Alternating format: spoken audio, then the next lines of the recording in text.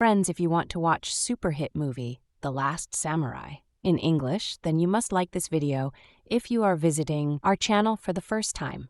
Don't forget to subscribe to our channel, friends. In today's video, the movie we are going to talk about is called The Last Samurai. We will talk about what this movie is and where you can watch it all. Interesting facts about this movie in today's video I am going to tell you. I am also going to give you all the information on which OTT platform or on which satellite channel you will get to watch this movie. Also, we will talk in detail about the technical department, music department, pre-production filming, post-production, budget, box office collection of this film. We will also talk about the story of this film. And I will also give you a small review of the story of this film.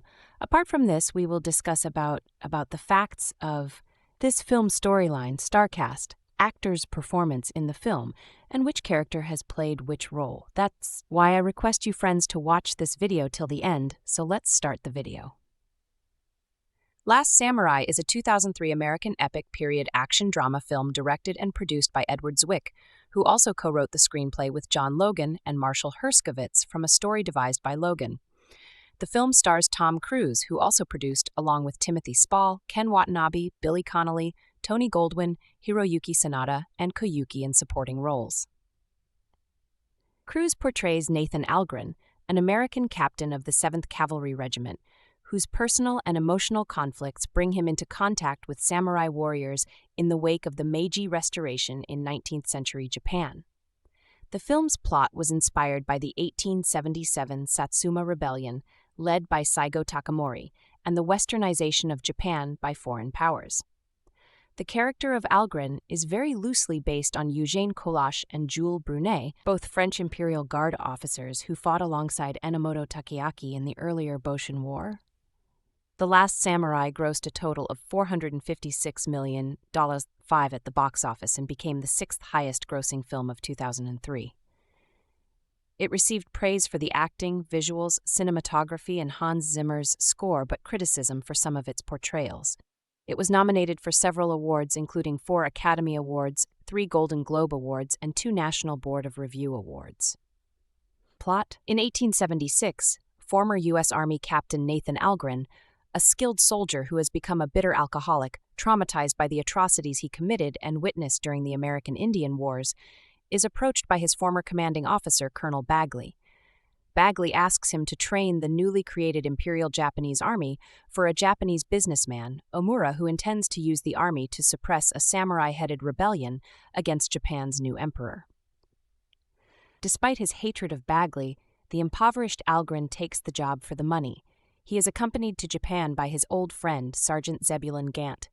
Upon arriving, Algren meets Simon Graham, a British translator knowledgeable about the samurai. Algren learns that the imperial soldiers are simply conscripted peasants with shoddy training and little discipline.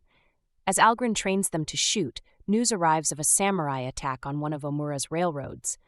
Against Algren's wishes, Omura sends the soldiers in pursuit of the samurai. The battle turns into a disaster, as the recruits are quickly routed and flee, and Gant is killed.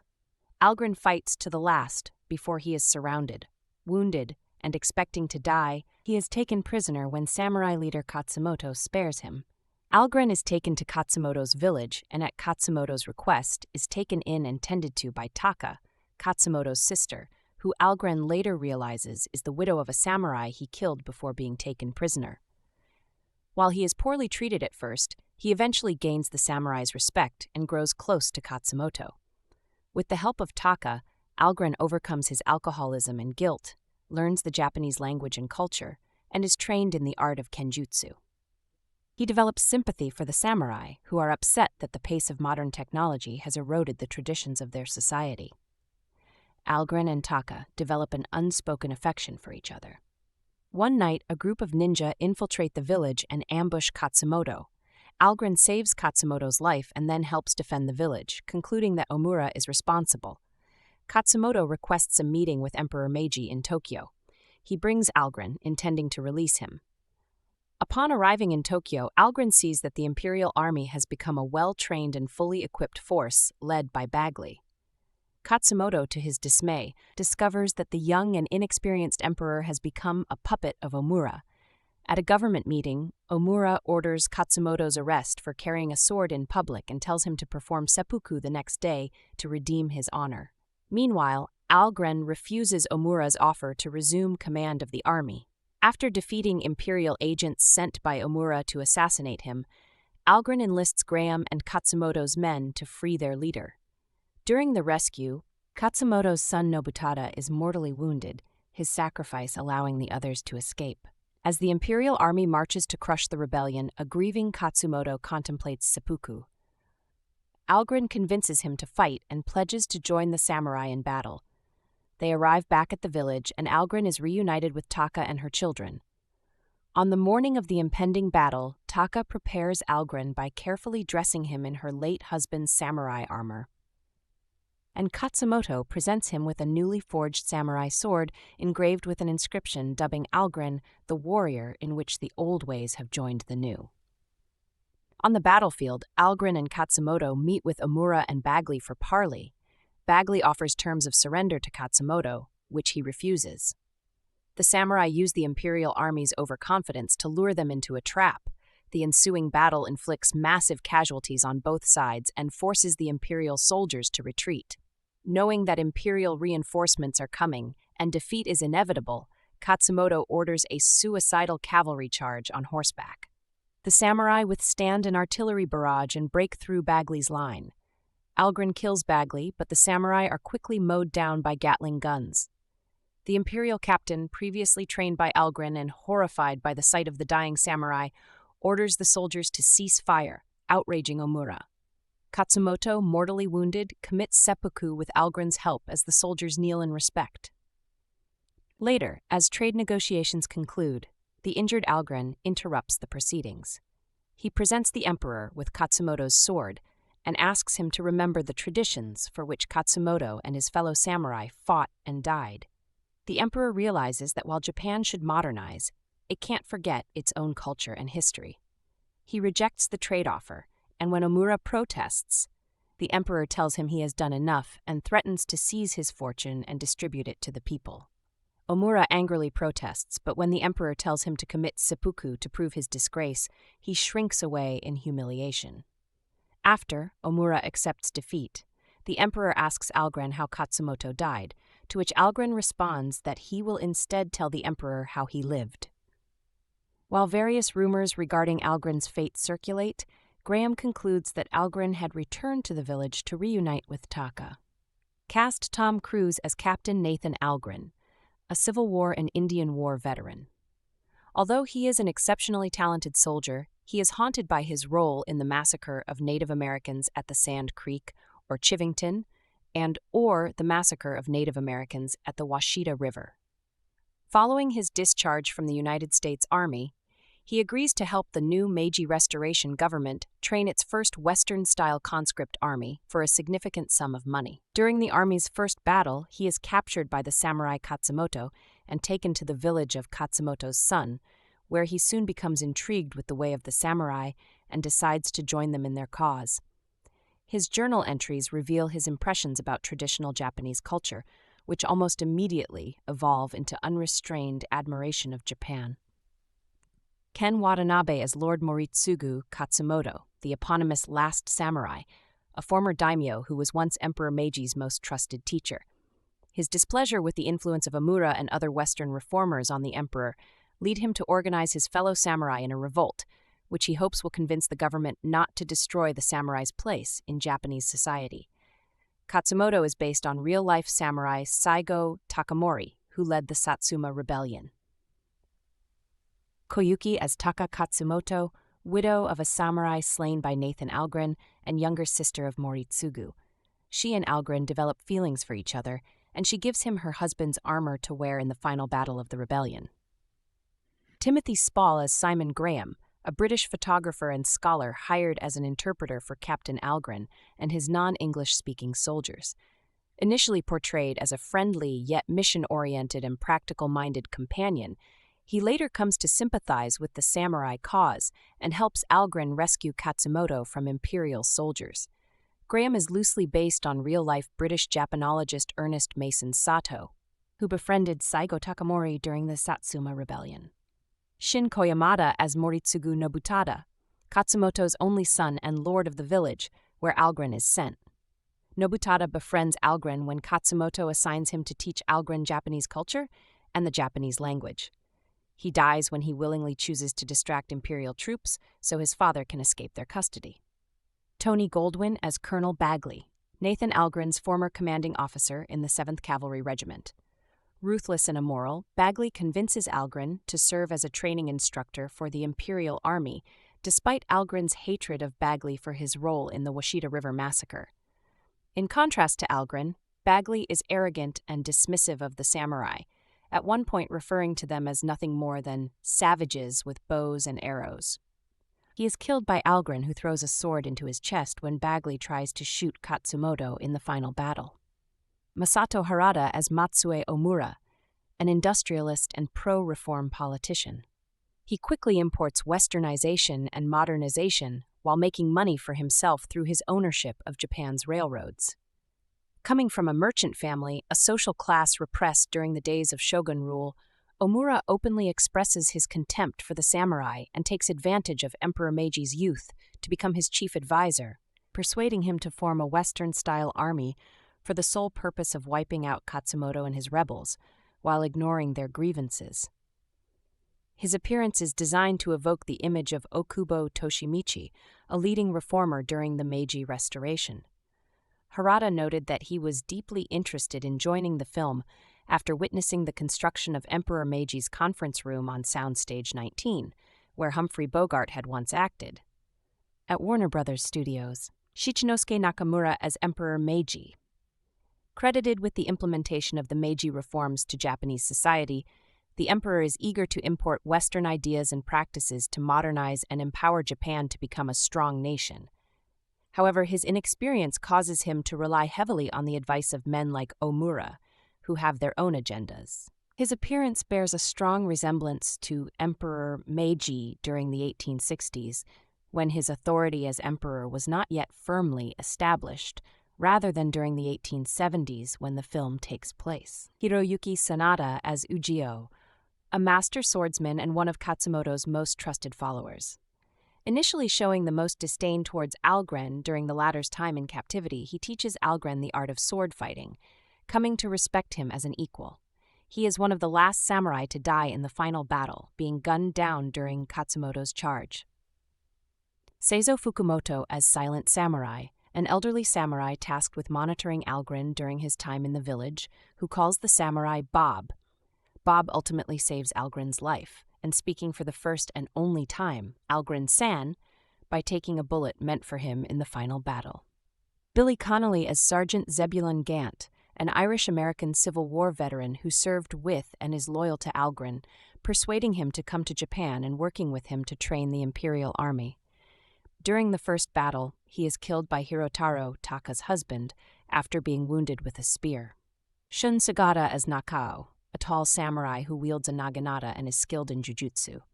He assists Algren in rescuing Katsumoto and dies along with the other samurai in the final battle. Togo Igawa as General Hasegawa, a former samurai serving in the Imperial Japanese Army. He commits seppuku after the first battle. Production. The producer's involvement in the film was originally developed in 1992 when Interscope Communications, a predecessor to Radar Pictures, developed the film, which was originally written by Michael Allen Eddy. Eddy sued the film's producers in 2004, claiming the WGA and Warner Bros. Refused to give him credit. Filming took place in New Zealand, mostly in the Taranaki region, with mostly Japanese cast members and an American production crew. This location was chosen due to the fact that Egmont Mount Taranaki resembles Mount Fuji, and also because there is a lot of forest and farmland in the Taranaki region. American location manager Charlie Harrington saw the mountain in a travel book and encouraged the producers to send him to Taranaki to scout the locations. This acted as a backdrop for many scenes as opposed to the built-up cities of Japan. Several of the village scenes were shot on the Warner Brothers Studios backlot in Burbank, California. Some scenes were shot in Kyoto and Himeji, Japan. There were 13 filming locations altogether. Tom Cruise did his own stunts for the film. The film is based on an original screenplay entitled The Last Samurai by John Logan. The project itself was inspired by writer and director Vincent Ward. Ward became executive producer on the film, working in development on it for nearly 4 years, and after approaching several directors, including Francis Ford Coppola and Peter Weir, until he became interested with Edward Zwick. The film production went ahead with Zwick and was shot in Ward's native New Zealand.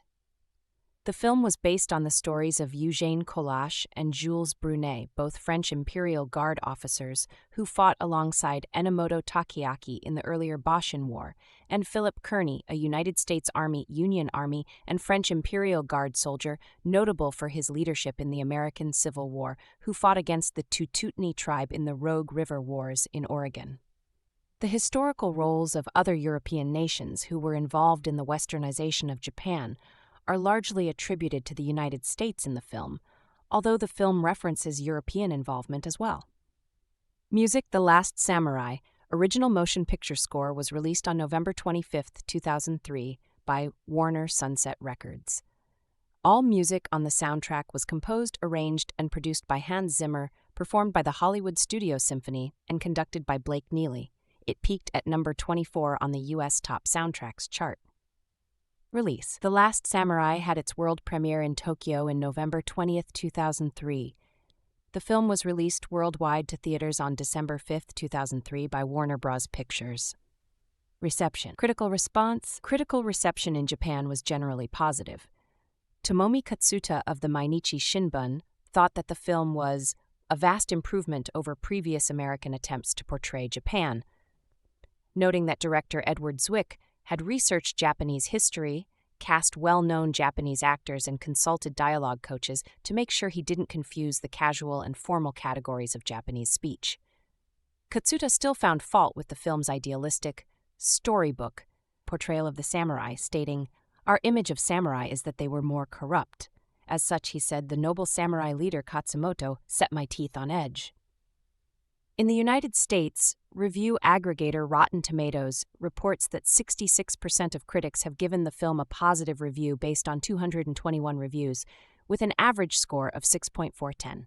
The site's consensus states, "With high production values and thrilling battle scenes, The Last Samurai is a satisfying epic."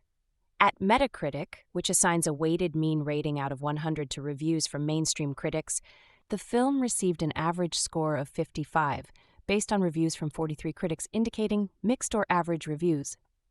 Roger Ebert of Chicago Sun-Times gave the film 3.5 stars out of 4, saying, "Beautifully designed, intelligently written, acted with conviction, it's an uncommonly thoughtful epic."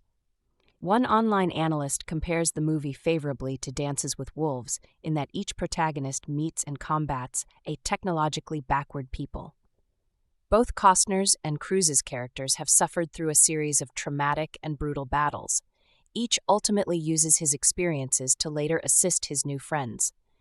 Each comes to respect his newly adopted culture. Each even fights with his new community against the people and traditions from which he came. Box office: The film achieved higher box office receipts in Japan than in the United States. It became the highest-grossing R-rated film there, surpassing The Matrix Reloaded. The film grossed $456.8 million against a production budget of $140 million. It grossed $127,000 in the United States and Canada, and $345,631,700 in other countries.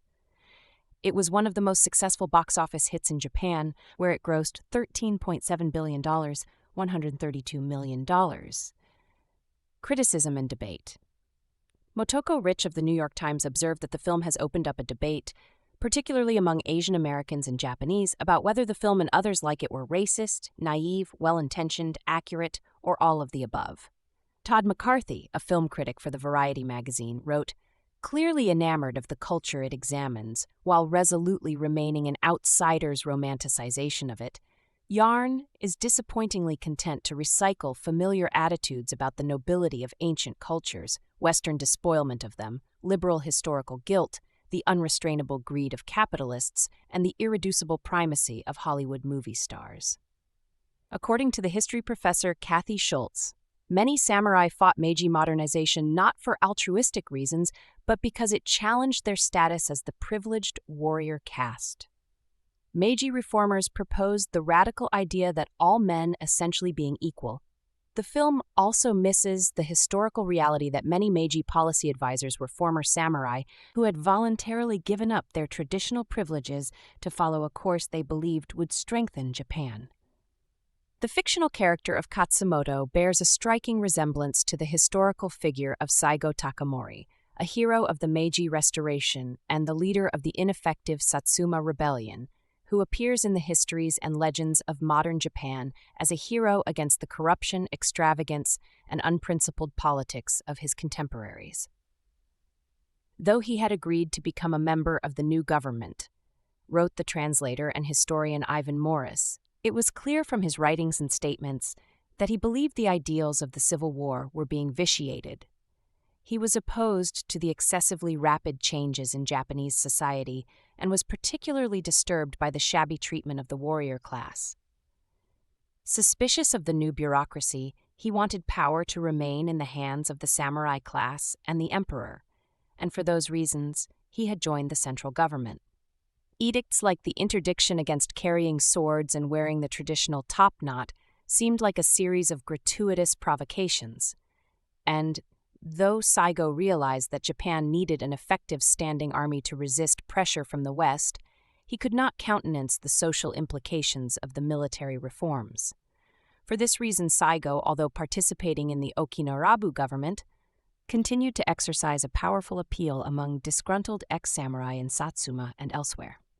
Saigo fought for a moral revolution, not a material one, and he described his revolt as a check on the declining morality of a new westernizing materialism. In 2014, the movie was one of several discussed by Kelly Goff in The Daily Beast in an article on white savior narratives in film, a cinematic trope studied in sociology, for which The Last Samurai has been analyzed. David Sirota at Salon saw the film as yet another film presenting the white Union Army official as personally embodying the North's Civil War effort to liberate people of color, and criticizing the release poster as a not-so-subtle message encouraging audiences to wrongly perceive the white guy, and not a Japanese person, as the last great leader of the ancient Japanese culture. In a 2022 interview with The Guardian, Ken Watanabe stated that he didn't think of The Last Samurai as a white savior narrative, and that it was a turning point for Asian representation in Hollywood. Watanabe also stated, before The Last Samurai, there was this stereotype of Asian people with glasses, bucked teeth, and a camera. It was stupid, but after The Last Samurai came out, Hollywood tried to be more authentic when it came to Asian stories. Foreign government advisors in Meiji Japan, Omura Masujiro, French military mission to Japan, 1867, Mark Rappaport, creature effects artist. Edward Zwick's The Last Samurai is about two warriors whose cultures make them aliens, but whose values make them comrades. The battle scenes are stirring and elegantly mounted, but they are less about who wins than about what can be proven by dying. Beautifully designed, intelligently written, acted with conviction, it's an uncommonly thoughtful epic. Its power is compromised only by an ending that sheepishly backs away from what the film is really about. Tom Cruise and Ken Watanabe co-star as a shabby Civil War veteran and a proud samurai warrior. Cruise plays Nathan Algren, a war hero who now drifts and drinks too much, with no purpose in life. He's hired by Americans who are supplying mercenaries to train an army for the Japanese emperor, who wants to move his country into the modern world and is faced with a samurai rebellion. The role of the samurai leader Katsumoto, Watanabe, is complex. He is fighting against the emperor's men, but out of loyalty to the tradition the emperor represents, he would sacrifice his life in an instant, he says, if the emperor requested it. But Japan has been seized with a fever to shake off its medieval ways and copy the West, and the West sees money to be made in the transition. Representatives from the Remington Arms Company are filling big contracts for weapons, and the U.S. Embassy is a clearinghouse for lucrative trade arrangements. Into this cauldron, Algren descends as a cynic. He is told the samurai are savages with bows and arrows, but sees that the American advisors have done a poor job of training the modernized Japanese army to fight them. Leading his untried troops into battle, he is captured and faces death, but is spared by a word from Katsumoto, who returns him as a prisoner to the village of his son. It's at this point that The Last Samurai begins to reveal itself as more than an action picture. Katsumoto, who conveniently speaks English, explains he has kept Algren alive because he wants to know his enemy. Algren at first refuses to speak, but gradually, during a long, rainy winter of captivity, he begins to have philosophical conversations with the other man about the ethics of war and warriors. Some of these talks sound like Socratic exchanges. Do you believe a man can change his destiny? I believe a man does what he can until his destiny is revealed. For Algren, the traditional village life is a soothing tonic.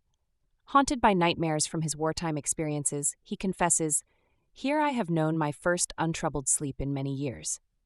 He has been lodged in the house of Taka, Koyuki, the widow of a man he killed in battle, and although she complains bitterly to Katsumoto, she maintains a smiling facade in Algren's presence.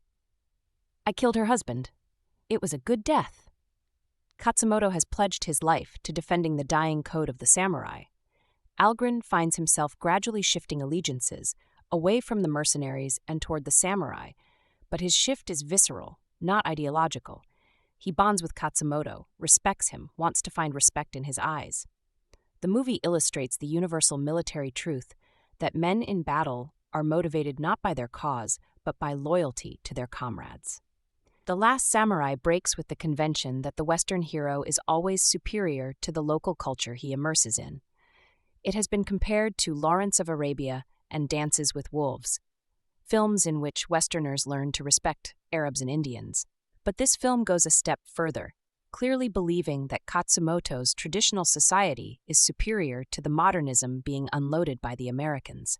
Katsumoto is the teacher, and Algren is the student, and the film wonderfully recreates the patterns and textures of the Japanese past. Its production design, sets, and costumes are astonishing. Watanabe is a deep, powerful presence. He has the potential to become the first world star from Japan since Toshiro Mifune. Cruz is already a star and will be targeted by those predisposed to see him and not his character.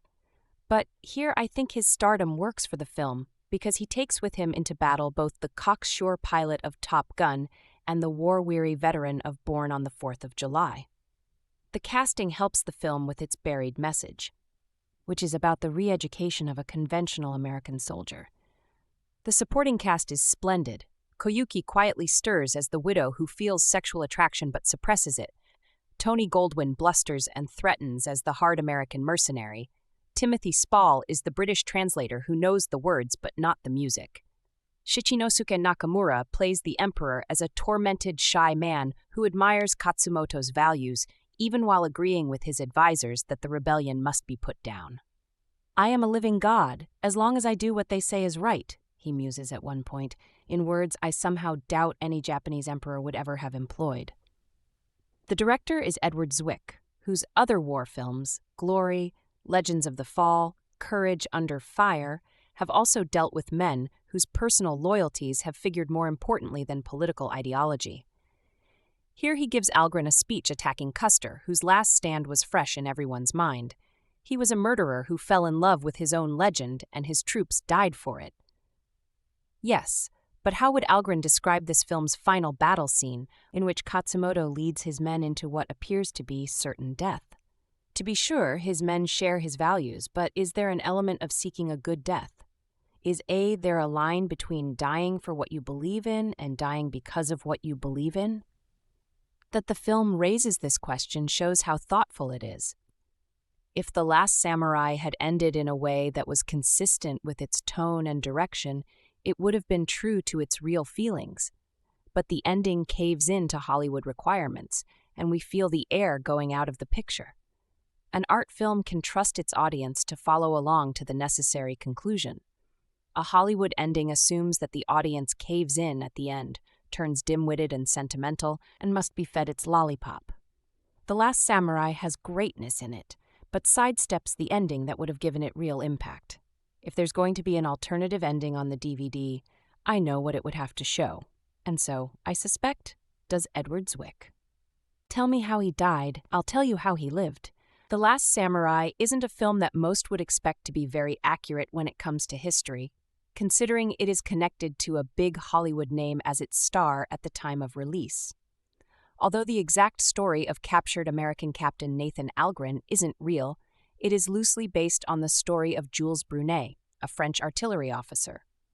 Directed by Edward Zwick, this 154-minute-long film is easily a contender against many of the other historical dramas out there.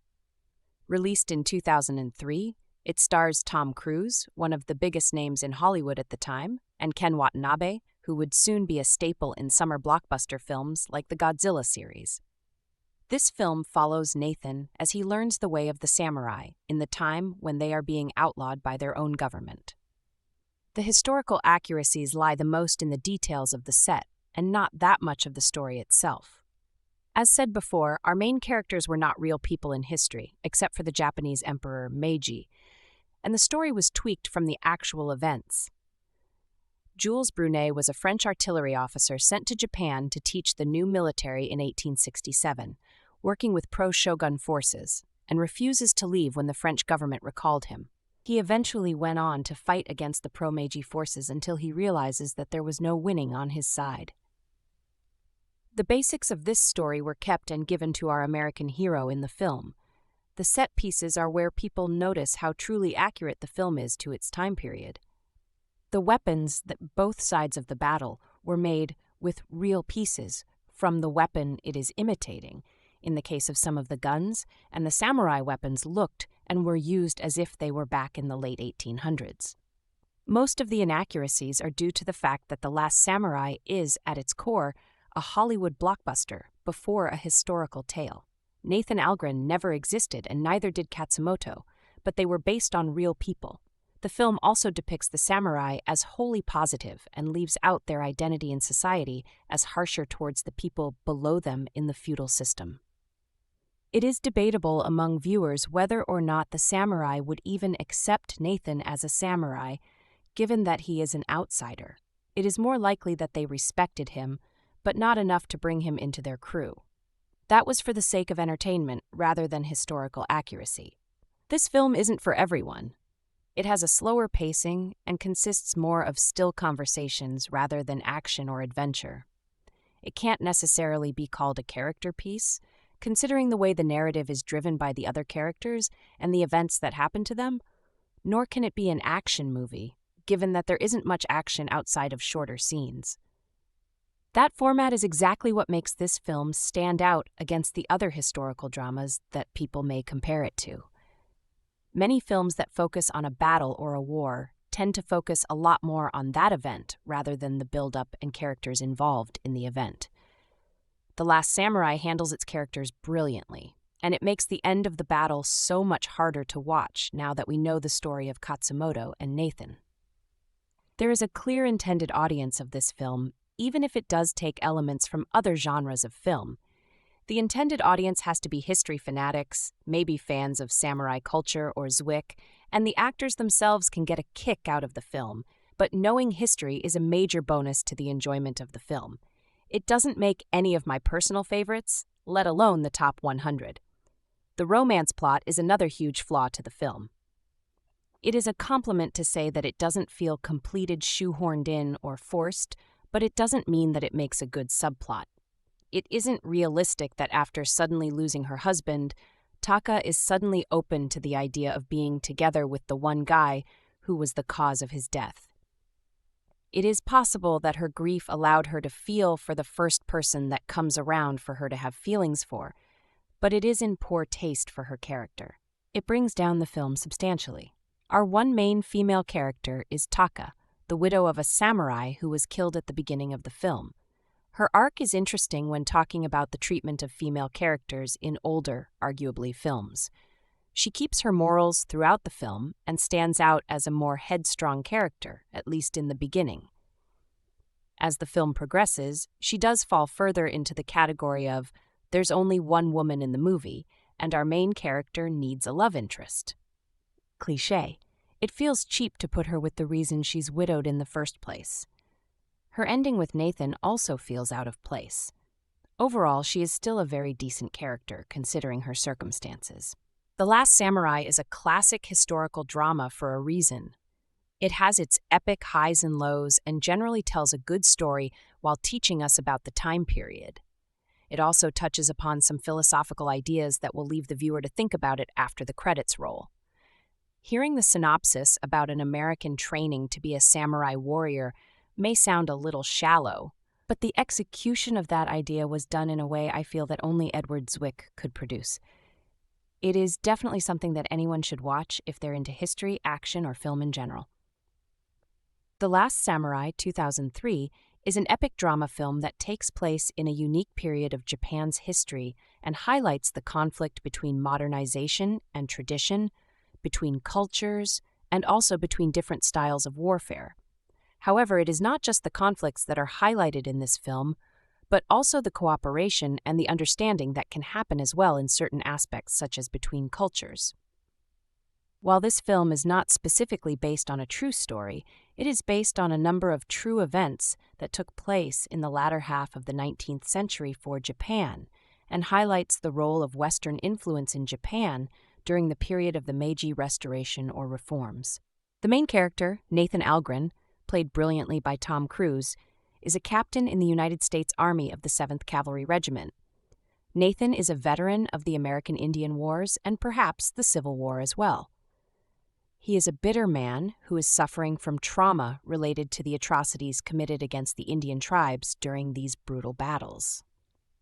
When the film starts, we can see that Nathan is an alcoholic who is regretful over the orders that he had to follow and what happened to innocent Indian women and children whose lives were disregarded by his commanding officers.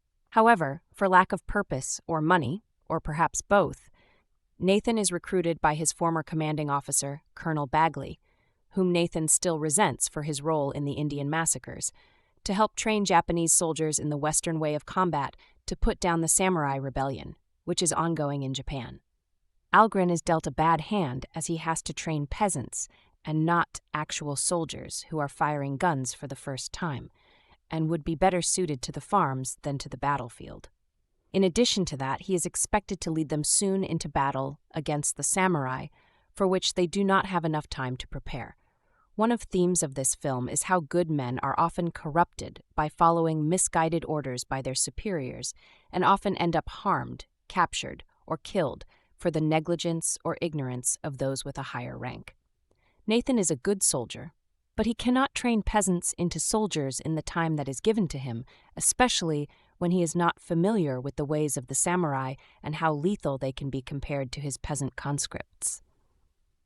In the battle between his soldiers and the samurai end up killing most of them through surprise attacks and then an ambush in a refusal to fight the way of the modern army that Nathan has assembled. One of Nathan's fellow American Army colleagues is killed in the battle while most of his army is decimated. Undeterred and with nothing to live for, Nathan fights the samurai ferociously and is able to hold his own. Instead of killing him, the samurai's leader, Katsumoto, decides to capture Nathan instead and hold him as their prisoner. Unbeknownst to Nathan, Katsumoto sees something in Nathan and believes that he is a good warrior, who, although tries to kill the samurai, may be one of them due to his capacity to fight to the last breath. At first, Nathan is not treated kindly by the samurai, given that he is a former enemy and that he also killed the husband of Katsumoto's sister, who resents Ethan's presence in their village. Nathan also has his preconceptions and stereotypes regarding the samurai and their culture. Over time, though, Nathan starts to acclimate to his new life as a captee. He embraces the Japanese language and culture, as well as earns the respect of the other samurai by learning swordsmanship as well as how to train with others. He also finds he has an affection for Katsumoto's sister and ends up befriending her son as well. While it is not easy, he gains an appreciation for the samurai and their way of life. He even begins to resent the modernity and the loss of the tradition that is being imposed on them by the Imperial Japanese government. In this way, The Last Samurai does an excellent job what it means to go native. When you live in another country for long enough, you start to really embrace certain aspects of the culture. And also, if you take a liking to the language, you may realize you may want to stay there now that you're acclimated, rather than return to a home culture or country whose flaws become so visible to see when you were blind before to them. This movie does a great job of showing Stockholm Syndrome and how powerful it can be over time, especially if you have a romantic interest in a woman or a man after a long enough period of time. Algren is also no longer haunted by the nightmares of what he experienced during the Indian Wars, and has also foregone alcohol as he has found other ways to sustain himself while living with the samurai. Perhaps most importantly, he develops a friendship with the samurai's leader, Katsumoto, who explains to Nathan their worldview, and while preserving their 1,000-year heritage is so important to them all. Nathan agrees with them and starts to see how important the ways of the samurai are to Japanese culture and customs themselves. The biggest turning point in the film is when Nathan begins to fight alongside the samurai against attacks by both ninjas, which one of the coolest scenes I have ever watched still. It is an amazing scene when you have samurai battling with ninjas, and it is a very powerful point in the movie to show Nathan helped save Katsumoto's life. The samurai are so dedicated to their way of life that they will die or commit seppuku, suicide, to preserve their honor.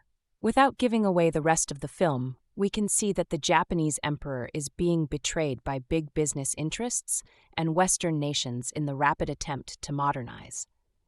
While Japan was right in that it needed to catch up in areas of commerce and warfare, it is also important to remember the ways of the samurai and to remember their customs as well. It is not right to destroy an important part of their culture and erase it from the history books. That is what the samurai leader, Katsumoto, and also Nathan wanted to preserve, even if they knew that they were fighting a losing battle. A culture's customs must be remembered, and its history remembered by all, even if the country is to go in a new direction. The Last Samurai makes it clear that even if there are no more samurai, their memory must be retained in the national consciousness, and it is important for Japan to not be belittled or bullied around by other powers. Receiving Western advice, arms, and goods was a paramount need at that time, but not at the sake of destroying a part of Japan that made it a special nation to begin with. The Last Samurai is a powerful film because it reminds us all how customs and traditions form the backbone of a country's culture and its history. While nations shift and change, the traditions and customs should never be forgotten by its people. That is the main message of the film, and why the samurai fought and died to preserve their place in Japanese society rather than be changed into something they are not. Becoming Western, because they had to be, was an insult to them, and something they were against in an effort to remain as samurai in whatever capacity they could in order to serve the emperor. It is a powerful film and also shows the redemption of Nathan Algren, who went from a drunken soldier without purpose to a powerful samurai commander who was able to integrate himself as best as he could into a foreign culture and even earn the love of a woman whose husband's life he had ended. The Last Samurai has many themes to it, and each one of them are powerful. Remembering traditions, seeking vengeance, earning one's redemption are all themes to the film and make it stand out still today as one of the best films of the 2000s and maybe of this young century still. On December 1st, 2003, Warner Bros. Premiered The Last Samurai in Los Angeles. The drama went on to be nominated for 4 Oscars at the 76th Academy Awards, including in the Supporting Actor category for Ken Watanabe. The Hollywood Reporter's original review is below. Hollywood and America's fascination with all things Asian continues in Edward Zwick's The Last Samurai, a movie that successfully merges a Western with a samurai movie. Zwick triumphantly pulls off what sounds like the height of arrogance, a Yank directing a samurai movie, and worse, Tom Cruise playing the title role. Hewing close to historical accuracy, though, the film does a reasonable job of situating Cruise, playing an Indian fighter and Civil War veteran, in Japan during the 1876-77 Samurai Revolt to catch the final moments of samurai culture and its spirit of Bushido.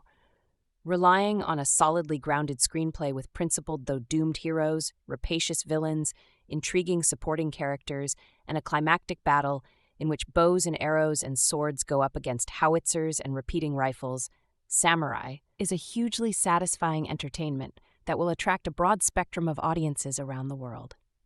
Zwick fully exploits the star power at his disposal, pairing off Cruise and Japanese star Ken Watanabe as two larger-than-life warriors, initially adversaries but eventually allies and even friends. The script by Zwick, Marshall Herskovitz, and John Logan tackles an unusual four-act structure which suits the epic nature of the story. We first encounter Cruise's captain Nathan Algren as a somewhat cliched figure, a whiskey-soaked, self-pitying ex-soldier reduced to performing a one-man Wild West show in San Francisco to sell Winchester rifles.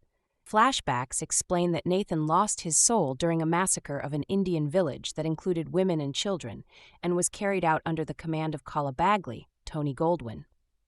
Then, who should rescue Nathan from his self-destructive stupor but former comrades Zebulon Gant, Billy Connolly, and Collar Bagley himself? The two woo him to accept a commission to train the conscript army of a Japanese emperor eager to embrace the modern world. Arriving in Japan, refreshed by sea breezes, yet with no loss of cynicism or self-contempt, Nathan is up against a timetable that won't allow him to train the army in modern weaponry properly before challenging a renegade band of samurai led by Katsumoto, Watanabe. A battle in a foggy forest results in the rout of the army and capture of Nathan by Katsumoto, who spares the foreign soldier despite the fact Nathan slew his brother-in-law in combat. The second section isolates Nathan in a rural village over fall and winter.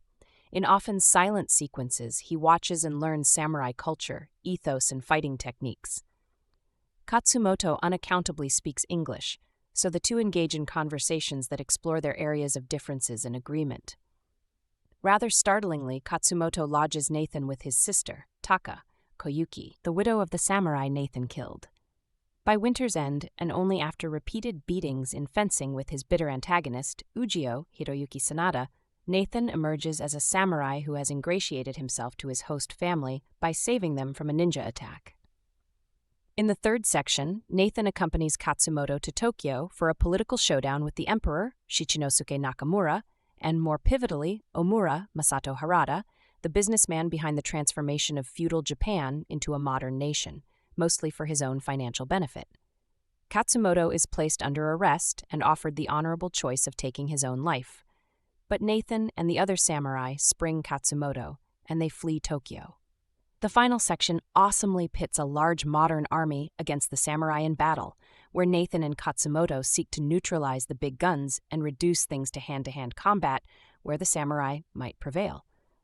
Zwick makes it amply clear that in this rousing battle sequence, we are witness to the passing of the samurai era. Cruise and Watanabe underplay their roles, letting their characters' deeds speak for them, and permitting intimacies not usually associated with epic movie-making. Cruise's transformation into a samurai is convincing as the actor makes us understand that this the only way he can reclaim his soul. Watanabe's confusion over the mores and manners of modern warfare is equaled by his determination to remain loyal to the old ways, even if it means his death.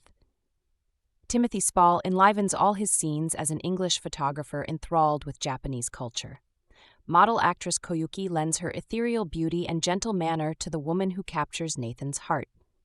Goldwyn and Harada, though, are fairly conventional villains. Shot mostly in New Zealand, the movie makes superb use of its period costumes, sets, and weaponry. Occasionally, a CG image or matte painting calls attention to itself, but overall, the historical depiction represents Hollywood technical crafts at their best. The kendo drills and the fights maintain a grace and expressiveness equal to a Japanese samurai movie. John Toll's cinematography adds luster to the film's epic sweep. But Hans Zimmer's score works a little too hard. He might have mixed Eastern and Western musical themes to greater advantage, but instead Zimmer sticks mostly to Western motifs and instruments. Kirk Honeycutt originally published on December 1, 2003. So the action scenes are great and all, particularly during the last act. The movie is made well, paced well, acted well, it's all well constructed. In the past, I enjoyed the hell out of this movie. Nowadays, the political undertones are too loud for me to ignore for my honed-in senses. It's not that the film bashed what happened to the Indians during the late 1800s and drew parallels with that to what was going on in Japan during that time period that bothered me that much, though it probably should have bothered me more than it did. It's that it eventually led to the same shit they pulled in Dances with Wolves and Avatar.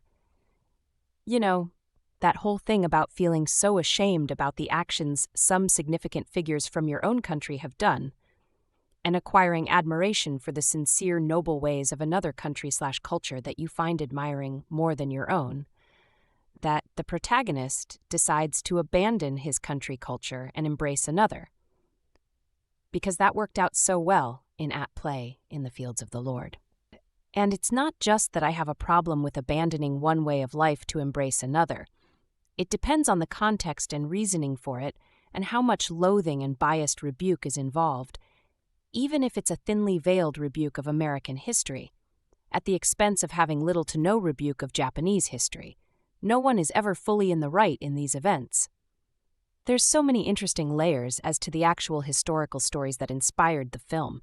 It just seems crazy they would toss them all aside to wind up with the final product we got in theaters.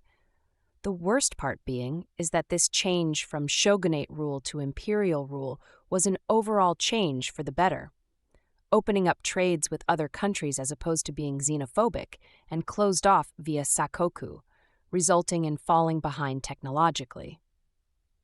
Which makes the whole thing even more ironic because it seems like the film is taking a pro-sakoku stance, siding with the shogunate samurai way of life, which is also misrepresented for what it actually was. So I guess Hollywood is okay with this sort of portrayal when it comes to other countries.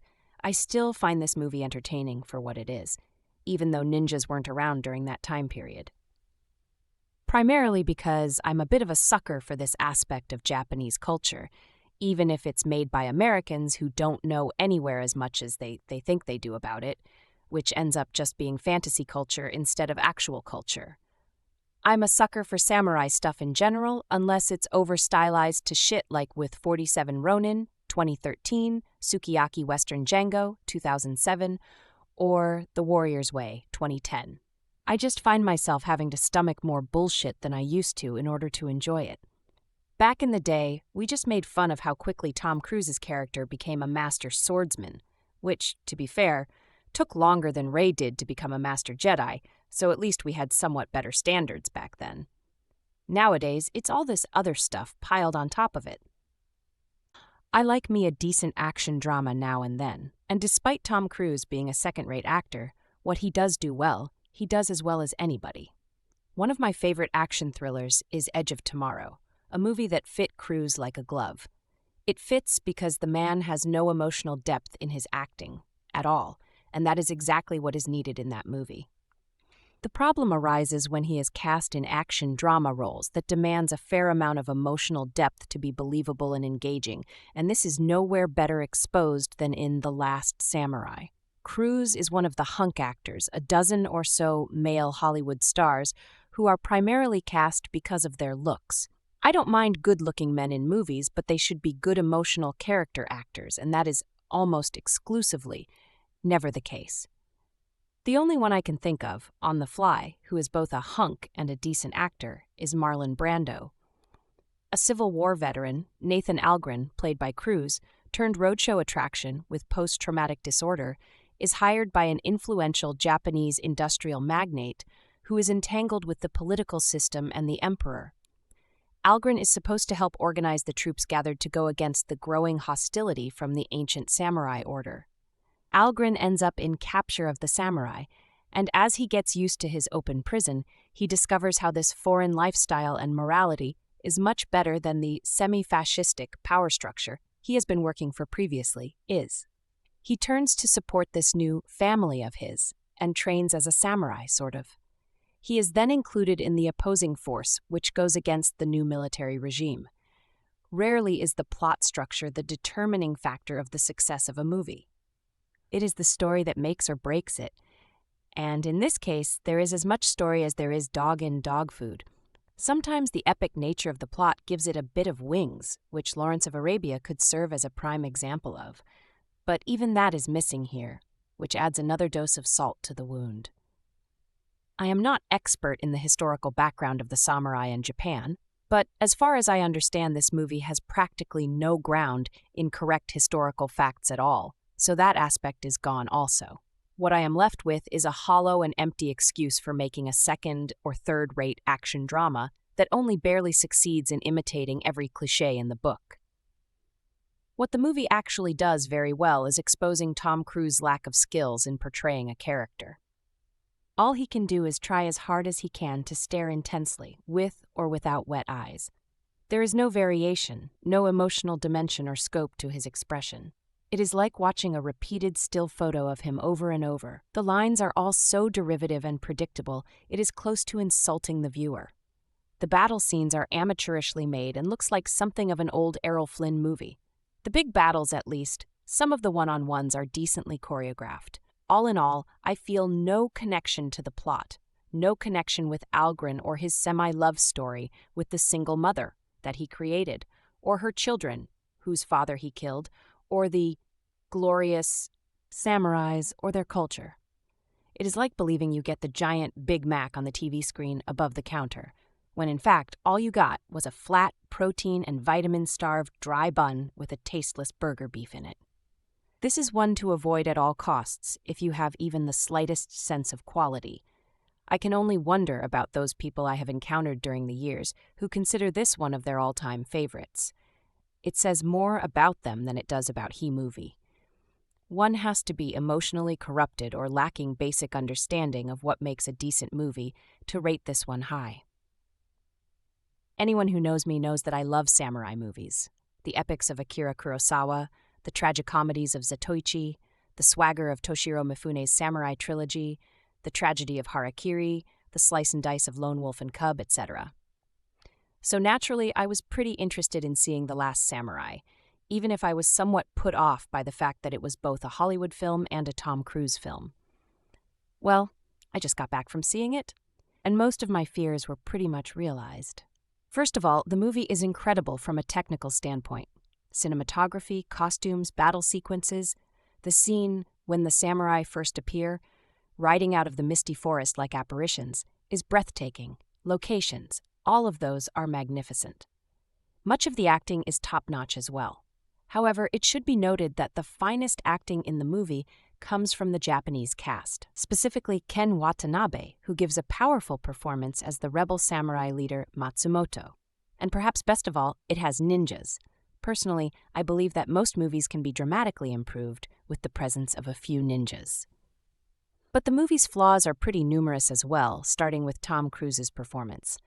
I don't hate Cruise if he's in the right movie, but in The Last Samurai, much of his performance seems to consist of deep, meaningful statements and looks that range from thoughtful to tortured to pensive. Indeed, much of the movie's dialogue is pretty cheesy and clunky. The movie is bookended by two real groaners, and while I won't spoil anything, the movie's ending feels incredibly contrived. It's a standard Hollywood ending, complete with another one of those deep, meaningful statements, and it shoots itself in the foot. However, I'm sure test audiences would have found the truer ending, one that is more in line with the movie's tone and ideals, too much of a downer. However, the movie's biggest problem is twofold and stems from one of the movie's central concepts, that of the conflict that arises between modernization and tradition, specifically within Japan's history. In The Last Samurai, Japan is seeking to modernize and reaches out to Western countries.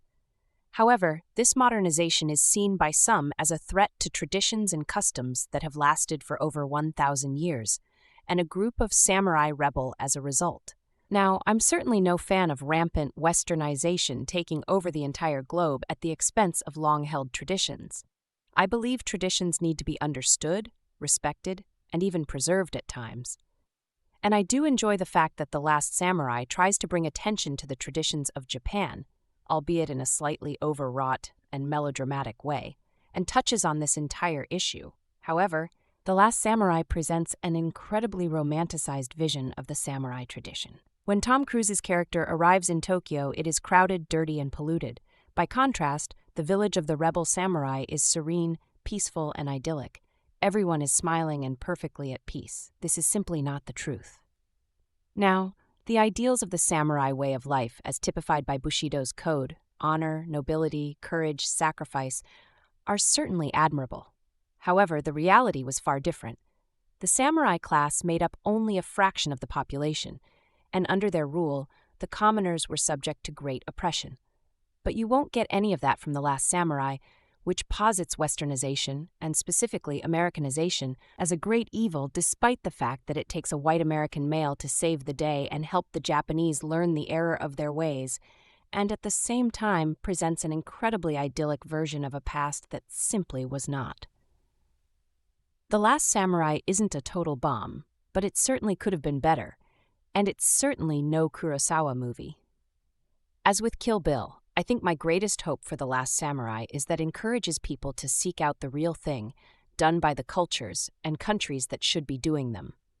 For starters, I would watch Yoji Yamada's masterful The Twilight Samurai, a recent samurai film that is the complete antithesis of The Last Samurai, and I mean that in every good way possible.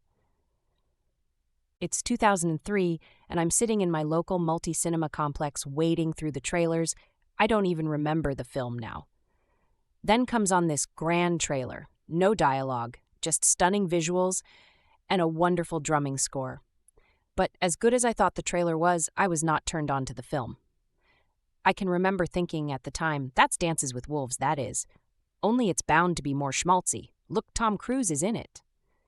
Of course, the film was The Last Samurai, and I had absolutely no inclination to see it.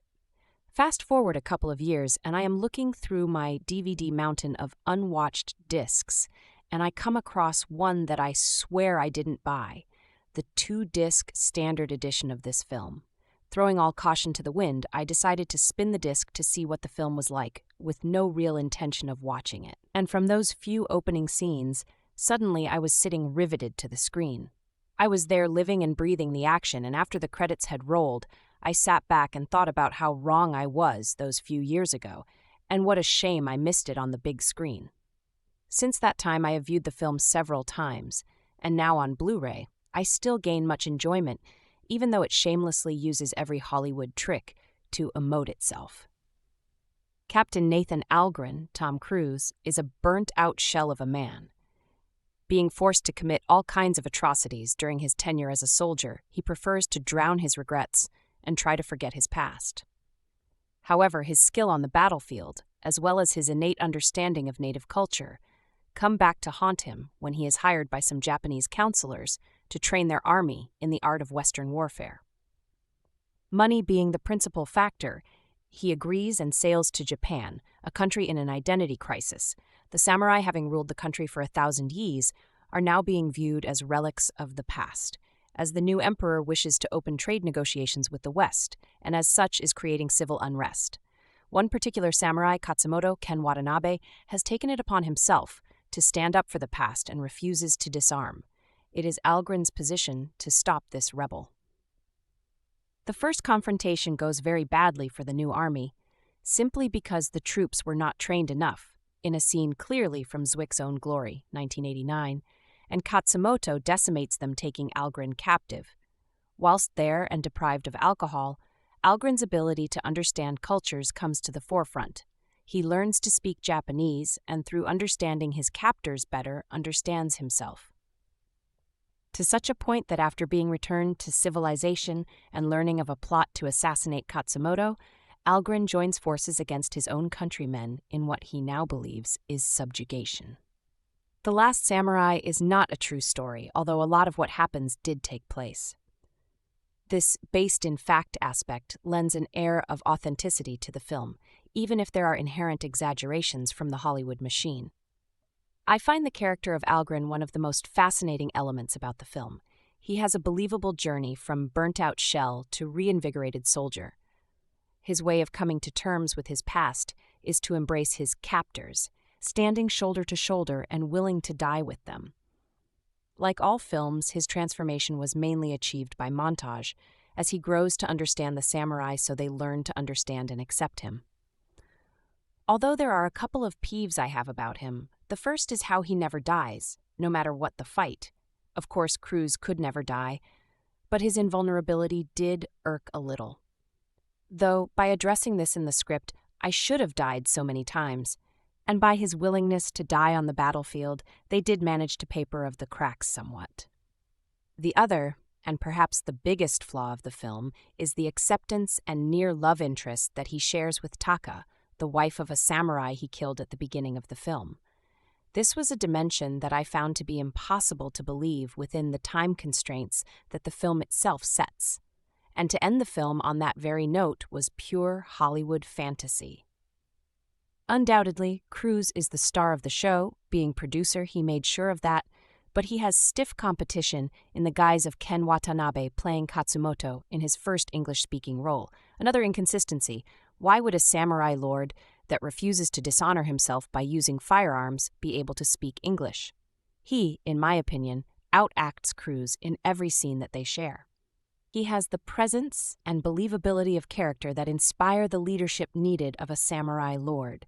You really would follow him against Gatling guns and howitzers when on horseback. And his death scene is one of the most moving of the film. Edward Zwick directs the film with a firm hand, but is not adverse to a few Hollywood tricks to lead the emotion. The aforementioned death scene of Katsumoto is case in point. By removing all sound except Zimmerman's sweeping score and focusing on the devastation wreaked by the Gatling guns, he is forcing the audience into an emotional corner. Of course, we side with the underdog. And then to cut the score leaving us with nothing but the thump of the guns is a slap to draw us into the horror we have just witnessed. Finally, to bring the score back in and have the Japanese bow as a token of submission to the last samurai, in effect saluting their past, is just icing on the cake. It's not heavy-handed schmaltz, though of course that is in there, but it is handled with a grace that one cannot help but be swept along. He is aided in his task by John Toll, himself not a stranger to the war epic, see Braveheart 1995, and through his eyes we have some beautiful frames. Wide open spaces down to tight close-ups, there is always something interesting going on. Despite its few flaws, The Last Samurai remains a terrific ride, the two characters of Algren and Katsumoto becoming symbiotic in their views of the battlefield and life. Although separated by race, the two are really one and the same. And whilst the film has an air of inevitability in that history has spoken and the samurai are all but extinct, the film manages to maintain an even pace and end with a closure that feels satisfying, even if it is pure Hollywood. All-round entertainment, this film gets a hearty recommendation from me. The Last Samurai is an action drama directed by Edward Zwick, Defiance Blood Diamond, starring Tom Cruise, Ken Watanabe, and Billy Connolly. Inspired by the 1877 Satsuma Rebellion, American Army Captain Algren Cruise is taken prisoner by a group of samurai warriors who have formed a rebellion against a westernizing 19th century Japan. After poor conditions forces Algren to stay for the winter, and initially reluctant to understand their culture, he begins to develop emotional attachments with his enemy and to their harmonious way of life. After first watching The Last Samurai in my early teens, I remember vividly the emotional and epic battle scenes that are underpinned by one of Hans Zimmer's most warming scores. 17 years on from its initial release, I was not surprised to see just how well this film has aged. Visually, this movie is still astonishingly beautiful, from the colorful shots of serene and authentic Japan to the strikingly fierce and elegant armor of the samurai. However, I was completely taken back by the lack of appreciation for the emotional drivers that clearly went over the head of a younger me. The core meaning behind the film isn't the exciting battle scenes or its ridiculously high-budget costume design, but its authenticity, relationships, and the interconnections we all share. The Last Samurai leaves a lasting impression, as it challenges viewers on an emotional level to review preconceived ideas, and it does so through its culturally naive lead, Captain Algren.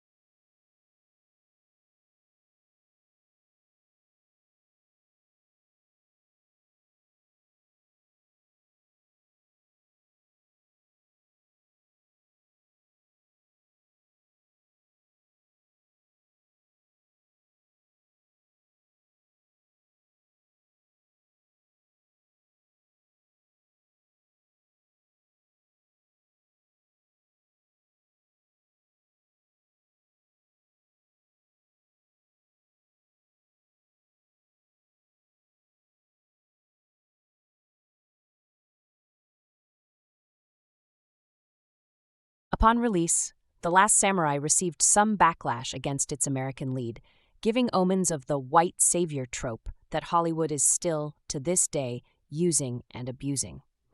I could understand where these critics were coming from, only if they hadn't seen the movie. The film takes this common annoyance and turns it on its head, giving us an insensitive American lead character who comes to terms with his own ignorance.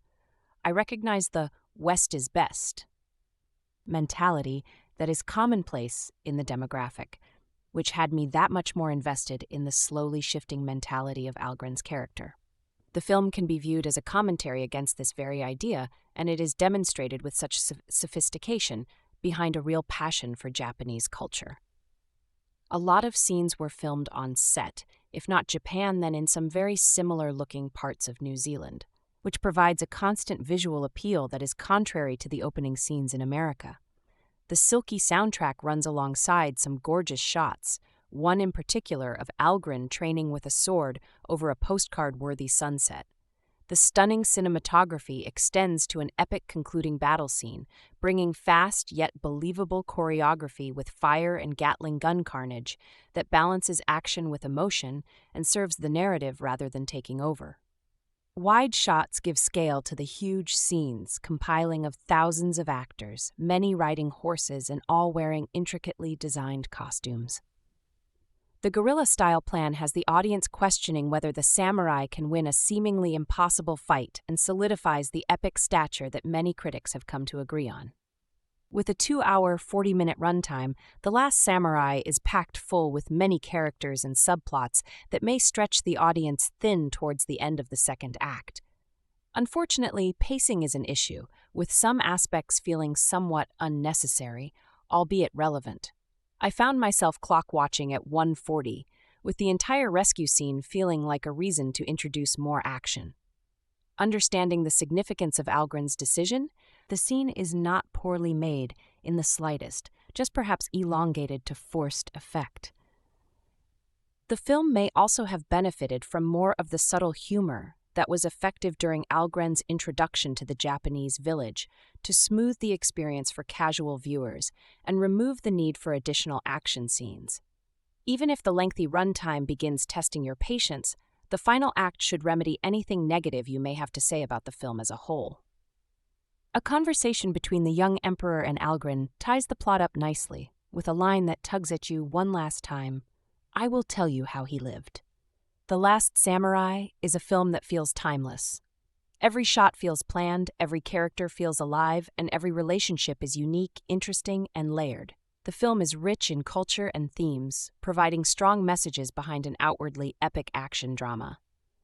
The acting is unsurprisingly top-notch, but it is the chemistry between the actors that brings the scenes to life and forces your attention to Zwick. Like Dances with Wolves, another film about a disaffected 19th century American soldier going native, Edward Zwick's Tame the Last Samurai romanticizes an ancient culture as the pure and honorable adversary of the deviously immoral and bloodthirsty modern world epitomized by the United States and its allies. The film's dichotomous narrative is designed to engender audience sympathy for the fierce, noble samurai who, in their civil struggle against the emperor's nefarious imperial court, represent the last vestiges of a supposedly more ethical era. The Americans are murderous boors, and the emperor's right-hand man, Omura, Masato Harada, is a soulless creep more interested in howitzer machine guns than cultural history. All the while, the film conveniently, and one might say deceptively, sidesteps commenting on the dubious militaristic legacy of the samurai on Japan's modern history. More problematic than the film's political short-sightedness is its obviousness and simplistic didacticism.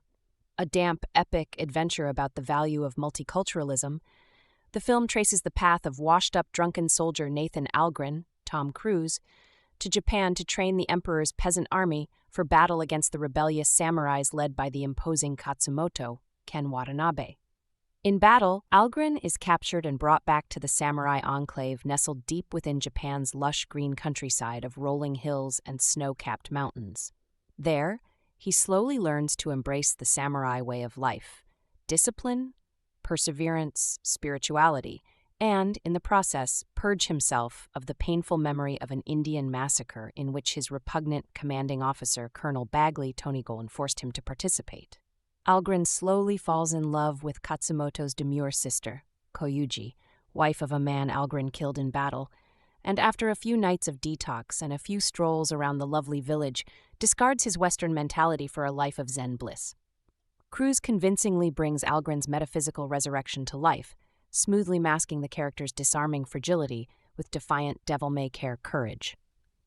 Still, the actor's palpable vanity, playfully mocked by one samurai's comment that Cruz is still so ugly, periodically inhibits his performance. Cruz's likably confrontational scenes with Watanabe soon give way to mushy man-love declarations of solidarity, and thus there's little surprise when Algren decides to take up arms with the samurais against his former comrades. There's a crisp, sinewy rhythm to Zwick's direction, and cinematographer par excellence John Toll ably captures the overpowering majesty of both the Japanese countryside and the regal samurai, such as when the fierce warriors encased in spiked armor and ornate horned helmets burst forth from the forest mist like rampaging specters on horseback. A spectacular battle between Katsumoto's tribe and a band of fearsome swordsmen gives the film a momentary jolt of combative excitement. But by and large, The Last Samurai is content to be a squishy, serious-minded lesson about embracing one's heritage and cherishing the virtues of valor and respect. The Last Samurai, a rousing tale that combines high adventure with emotional effectiveness. This movie works because it never loses sight of the characters, no matter how epic the scope becomes. With its grand, sweeping battle sequences, lush cinematography, and gripping storyline, The Last Samurai already has a spot reserved on my end-of-the-year top 10 list. In one category or another, it is also likely to catch the Academy's interest this winter. Director Edward Zwick may be one of the most underrated filmmakers currently working within the Hollywood system. Over the course of a roughly 2-decade career, he has helmed a masterpiece, Glory, and 2 near masterpieces, Courage Under Fire and this one, as well as several lesser but still compelling movies. Zwick has also been a big name in television, sharing responsibility with his producing partner, Marshall Herskovitz, for the critically acclaimed series 30-something and Once and Again. That kind of resume alone makes one optimistic about any project with which Zwick has involvement. The Last Samurai opens in 1876 San Francisco, where Civil War hero Nathan Algren, Tom Cruise, is drowning his sorrows in booze. A warrior without a war to fight, Nathan spends his time shilling for a rifle company, making live appearances that pay him enough to afford his drink. That all changes when a delegation arrives from Japan, seeking to hire American Army heroes to teach modern warfare to the Emperor's forces. A band of rebels, led by the samurai Katsumoto, Ken Watanabe, is threatening to derail a cross-country railroad being built by the Japanese government, so troops are needed to intervene. When offered an obscene amount of money for his aid, Nathan cannot refuse, so he joins his good friend, Sergeant Zebula Grant, Billy Connolly, and his former commander with whom he has issues, Culla Benjamin Bagley, Tony Goldwyn, on the trip to Japan. As he writes in his diary, referring to the days when he and Bagley slaughtered Indians, "I am hired to once again stop the rebellion of another tribal leader, apparently the only job for which I am qualified." Once in Japan, Nathan wastes no time teaching the art of firing rifles to his sad group of conscripts. But, when they are prematurely forced to face Katsumoto, they are unprepared. The engagement is a rout and Nathan is captured. Through the long winter of 1876 and into the spring of 1877, he is held captive in Katsumoto's mountain settlement. During that time, he engages in many conversations with the samurai leader, who is attempting to master English. He learns about the samurai way of life, develops an attraction to Katsumoto's sister, Taka Koyuki, and improves his fighting skills. When ninjas attack, he battles alongside the samurai to defend the village. Thereafter, he is seen as an equal and no longer a captive. But a hard decision lies ahead: return to Tokyo and resume his commission, or side with Katsumoto and face almost certain death. The Last Samurai is singularly effective in bridging the gap between today and the 1870s. We are transported back through time more than a century and halfway across the globe. Zwick overcomes the language barrier by having Katsumoto be a student of English. That way, everything doesn't have to be subtitled. The battle sequences are frank and brutal, with none of the artistry and grace of many recent sword-fighting movies. The Last Samurai is about heroes of a different sort. Zwick's influences are numerous and readily apparent. To one degree or another, he has borrowed from his own Glory, Mel Gibson's Braveheart, and the TV miniseries based on James Clavell's Shogun. But the most obvious homage is to the work of Akira Kurosawa, the great Japanese filmmaker who established his international reputation with movies about samurai and ronin. Kurosawa's Rashomon proved to be an influence for Zwick's Courage Under Fire. Here, the connection is more broad-based, with Ran and Seven Samurai particularly coming to mind.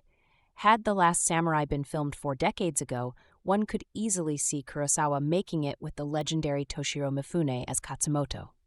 In what should be seen as the ultimate compliment, Ken Watanabe, virtually unknown in the West, channels Mifune so forcefully that it's hard to envision anyone doing a better job as Katsumoto. Watanabe brings to the fore everything we expect to see in a great leader: strength, courage, patience, the ability to dominate a fight, and above all, honor. Tom Cruise may be The Last Samurai's undisputed star, but Watanabe's performance is more memorable and more persuasive. It's not that Cruise does a bad job. He is a good enough actor to make us believe in Nathan. But Watanabe's work dominates. Strong support is provided by both English-speaking and Japanese actors. The lovely Koyuki plays Nathan's love interest.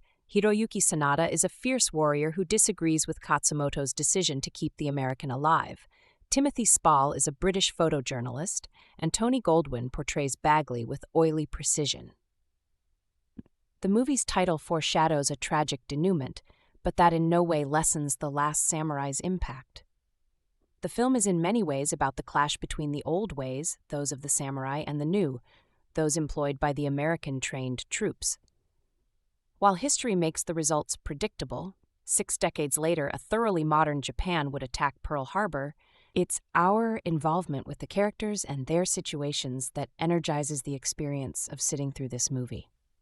The historical context may be established, but we don't know what happens to Nathan, Katsumoto, Taka, and others. There is, of course, something exceptionally dramatic about stories in which a grossly outnumbered group puts up a valiant, albeit ultimately doomed, defense. That's the reason why historical battles like the Alamo and Thermopylae, which is explicitly referenced in The Last Samurai, have become legendary, and why films like Braveheart are so well received. This element gives The Last Samurai much of its power and passion. It is in the grand storytelling tradition of the underdog achieving glory. Shot by veteran cinematographer John Toll, who also photographed Braveheart and Zwick's own Legends of the Fall, The Last Samurai is never anything but amazing to look at. Since the dialogue is limited, a necessity because of the language gap, images gain additional importance. The battle sequences in particular are effectively captured, and the editor, Stephen Rosenblum, does not reduce them to the level of incoherence by employing too many cuts.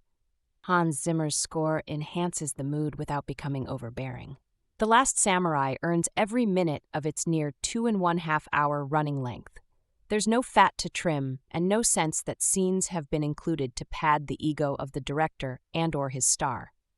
The Last Samurai is 144 minutes of pure story, the kind of powerful mix of epic battle and human interest that so rarely shows up on movie screens these days. It's that time of year again. December. Holiday lights, Christmas music on every station all the time, crazy malls and Oscar-winning movies.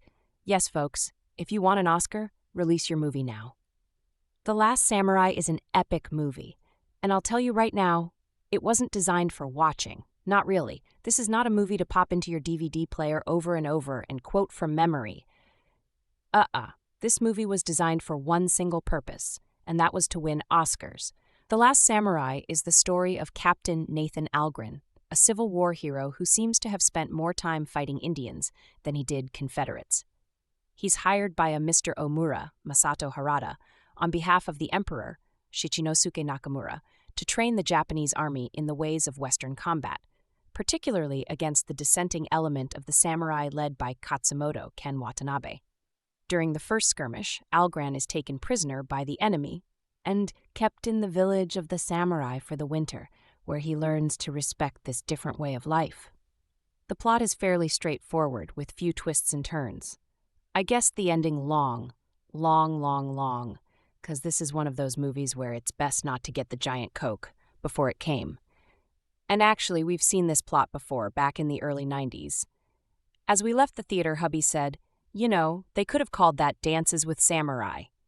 He's right on the money. The concept, plot, mood, and themes are very similar.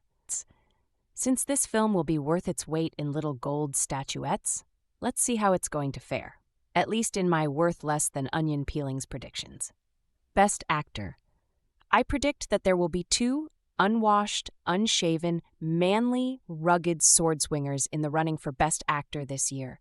Both have learned fighting techniques, both learned to say lines in languages not their own, both spend a lot of time looking solemn and pondering their destiny. Both have worked for an insanely long time for the role they're playing this December. But Viggo Mortensen is barely a blip on the Hollywood gossip scene, and Tom Cruise has been around for a while. Sorry, Viggo, but even though I think you deserve it, if a sword swinger takes home the Oscar, I doubt it's going to be you. Did Tom Cruise do a good job with the role of Nathan Algren? Well, yeah, he did. His Japanese sounded pretty good. He looked very soulful and tortured, with just the right touch of cockiness to bring him to assured herodom. And I've got to admit, the guy can handle a sword. Is the role of Nathan Algren worth doing a good job with? He basically runs around looking soulful and tortured, fighting, refusing to give up in a fight, and writing in his journal. Haunted and complex are not the same thing, and Algren is a bit on the two-dimensional side. But then, Russell Crowe won for Maximus, who brooded and fought the entire movie, so Nathan Algren should be right up the Academy's ally. Best Supporting Actor. The bid would be going to Ken Watanabe, who played Katsumoto. Is it a supporting role? Normally I'd say no, but since Velma Kelly was considered a supporting role in Chicago last year, why not? The role of Katsumoto is basically the king of Siam with a samurai sword. Actually, if you want the truth, I think Ken Watanabe, whom my husband says looks like The Rock, prepped for this role by watching The King and I and Anna and the King. The delivery reminded me very much of Chow Yun-fat's portrayal of the king. Katsumoto is a likable enough character and a convincing warrior, and he's got the misunderstood nobility down to a science. But good luck finding the flaws. Despite the fact that this man leads very bloody battles, much more attention is given to his civilian side. On a side note, Nobutada Katsumoto's son is officially the samurai version of Legolas. Best Supporting Actress, this would be Koyuki, who played Taka. And this is one that I was actually impressed with, for the most part.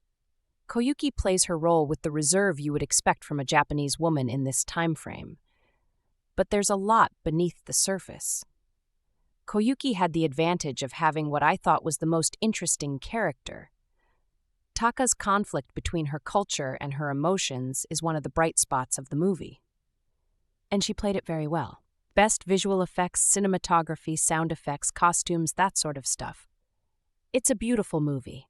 The scenery is stunning, and the costumes are rich and eye-catching, particularly the samurai armor. The battle scenes are wonderfully choreographed, and I enjoyed watching the fighting, both in the one-on-one sequences and the battles. It's violent and graphic without being unnecessarily gory, which is great because I hate gagging when I'm trying to eat Whoppers. I know war is bloody and terrible. I don't need to choke on a malt ball to believe it. Best Movie. Aside from Best Actor, this is the one they're really after, without a doubt. In fact, it got to the point where it was distracting because I sat there and thought, man, they're really pandering to the Academy with that line, sentiment, expression of deep thought. There's nothing really bad about this movie, but it is very slow. I think the slow pace is either supposed to express the dignity of the samurai life or stretch the movie out to the acceptable time for a best movie, because there seems to be a rule that they can't be under 2 hours. And while I desperately want Return of the King to win Best Movie, I suspect that it's going to be The Last Samurai or Cold Mountain. See Justin's How to Win an Oscar article for why. But here's the real question. Is it worth you seeing? You, the non-Academy member who has no effect on the Oscars and can probably care less? Short answer, Yes, with an S. Long answer, no, with a but. Like I said, there's nothing really bad about this movie, and if you like historical dramas or lots of cool fighting, this is definitely a movie worth seeing. I'd even say see it in the theaters, because the fighting is worth seeing on the big screen. But only see it in the theaters if you go to a matinee, have an entertainment book coupon, or someone gave you free passes for the holidays, and you've seen both Return of the King and Love Actually. It's a good movie and I enjoyed it, but I suspect it will fade into oblivion in my memory eventually. And that, more than anything, is a sure sign it will win that Oscar it's craving. Sue's rating, Sue's review. So, it's like this. I'm wandering around the new movie store in town when I happen to notice Dreamer sitting on a shelf. For those without preteen daughters who make you watch things like this, Dreamer is a story about a racehorse who is severely injured, but then nursed back to health with the love of a young girl. I know, I want to gag too.